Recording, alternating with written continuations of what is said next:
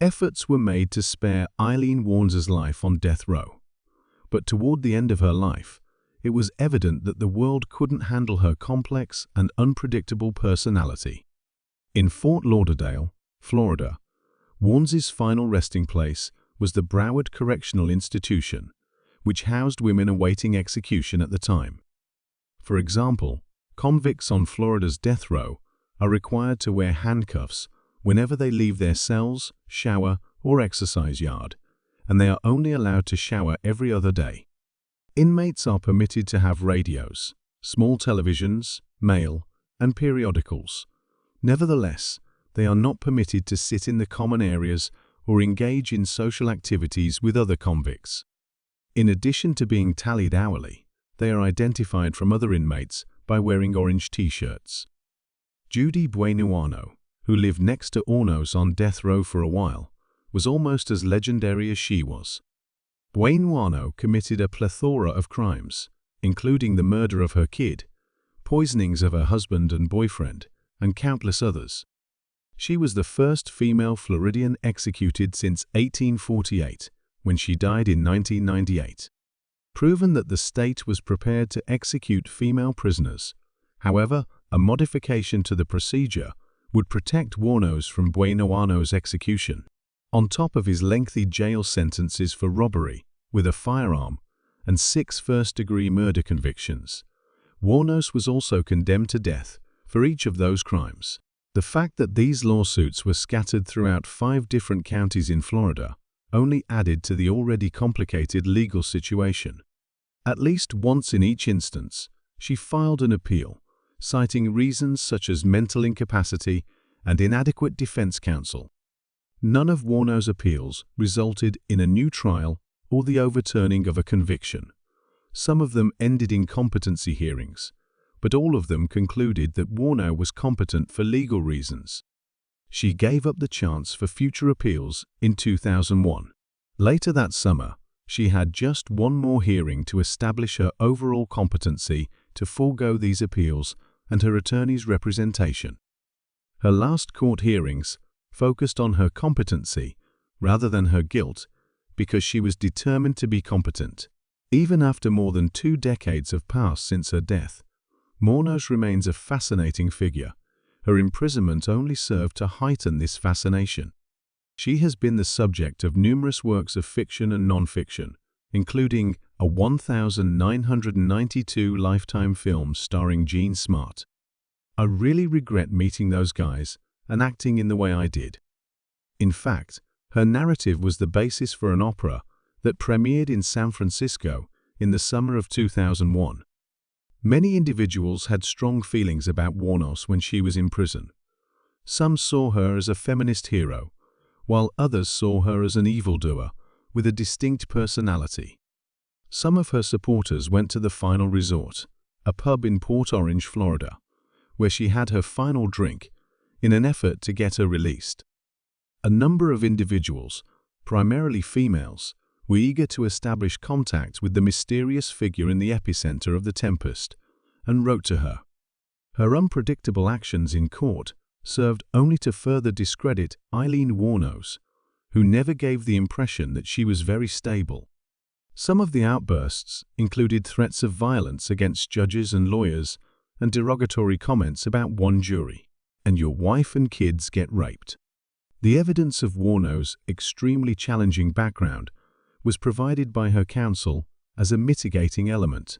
Sexual assault, a rape-induced pregnancy at the age of 14, and a slew of other terrible tragedies were all part of her life. Some experts and onlookers think Wuornos wasn't competent to stand trial due to her history and obvious issues with controlling her emotions. During her final year on Earth, she documented the maltreatment she endured behind bars by writing letters to the courts. Although Wuornos insisted that her food was being shrunken and cooked in mud, it was evident that her assertions were based on illusions. According to her own legal team, she exhibited strange, compulsive, and detail-oriented behavior. Finally, she has penned a 25-page letter naming names.